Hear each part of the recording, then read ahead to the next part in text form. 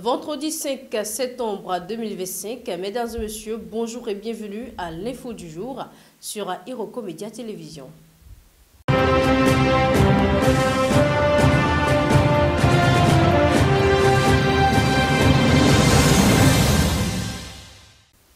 L'actualité politique au Cameroun ouvre cette édition l'opposition, mise encore sur un candidat unique. À un peu plus d'un mois de la présidentielle du 12 octobre, une partie de l'opposition camerounaise continue de croire à la possibilité de désigner un candidat commun face au camp présidentiel, bien que cette idée soit débattue depuis des années et souvent tournée en dérision. Ses partisans assurent qu'un nom sera dévoilé très bientôt parmi les 11 candidats validés par les instances électorales. Derrière cette initiative, on retrouve des associations, des leaders d'opinion et des partis rassemblés autour d'un collectif baptisé le groupe de Douala. Selon son porte-parole, Djekam Kameni, un programme commun de transition et de refondation a été adopté.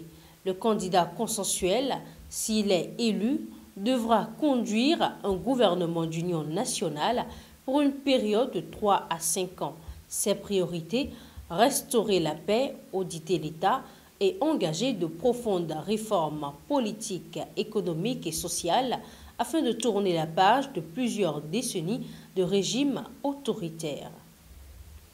La présentation de ce candidat est annoncée pour le 13 septembre prochain, date symbolique marquant l'assassinat de Ruben Omniobey, figure historique de la lutte indépendantiste. Reste à savoir si cette candidature commune poussera les autres opposants à se retirer de la course. Tension entre l'Ukraine et la Russie, Vladimir Poutine met en garde contre la présence militaire occidentale en Ukraine. Le président russe Vladimir Poutine a averti le vendredi 5 septembre à Vladivostok que toute force occidentale déployée en Ukraine deviendrait une cible légitime pour l'armée russe. Cette déclaration survient au lendemain d'un sommet européen de la coalition des volontaires qui a réaffirmé son soutien sécuritaire à Kiev. Pour Vladimir Poutine, la présence des troupes étrangères n'a aucun sens si des accords de paix venaient à être conclus. Il a toutefois assuré que Moscou respecterait pleinement d'éventuelles garanties de sécurité négociées pour l'Ukraine.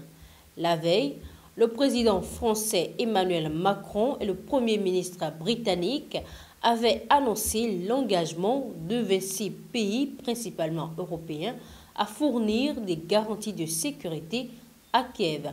Celles-ci pourraient se traduire par le déploiement de troupes, de moyens navals ou aériens, non pas pour combattre la Russie, mais pour prévenir une nouvelle agression une fois le conflit terminé.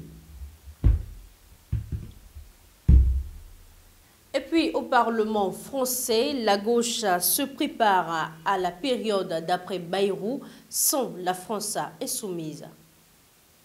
Alors que le Premier ministre français François Bayrou semble condamné à perdre le vote de confiance du 8 septembre, plusieurs partis de gauche se préparent à l'après. Réunis hier 4 septembre à l'initiative des écologistes, les Verts, le Parti socialiste et le Parti communiste ont esquissé des propositions communes pour gouverner. La France insoumise et Place publique ont décliné l'invitation dénonçant pour Jean-Luc Mélenchon de possibles compromissions avec la Macronie. Cette absence renforce le rôle du Parti socialiste, fort de ses 66 députés et courtisé par Emmanuel Macron depuis quelques jours. Les obstacles demeurent néanmoins importants, notamment sur la fiscalité des plus riches et la réforme des retraites, 2 points de discorde avec la majorité présidentielle. Mais un intérêt commun rapproche socialistes et macronistes. éviter une dissolution qui pourrait profiter à l'extrême droite. De son côté, François Bayrou continue de défendre son action, en particulier des mesures impopulaires comme la suppression de 2 jours fériés, tout en anticipant sa probable défaite. Il rejette fermement l'idée d'une dissolution, estimant qu'elle ne ferait qu'aggraver les divisions politiques du pays. Autre point dans l'actualité du jour, le Haut Commissariat au Plan alerte sur la baisse des naissances et d'éventuelles conséquences sur l'économie en France. En 15 ans, la natalité en France a chuté de 24%, entraînant pour la première fois depuis 1945 un solde naturel négatif selon l'INSEE. Le Haut Commissariat au Plan, dans une note publiée hier 4 septembre, souligne que cette tendance pèsera lourdement sur l'école, l'université et surtout le marché du travail, avec moins d'actifs et donc moins de cotisants. L'économiste Massim Espailly prévient qu'il s'agit d'un basculement inédit pour un pays habitué à une main-d'œuvre abondante. Pour maintenir la création de richesses, plusieurs solutions sont envisagées, notamment allonger la durée du travail, recourir davantage à l'automatisation et aux technologies ou encore attirer des travailleurs étrangers comme le font déjà l'Allemagne et l'Italie. C'est tout pour cette première édition. Merci de nous avoir suivis. Ne manquez pas le second rendez-vous de ce soir. Portez-vous bien.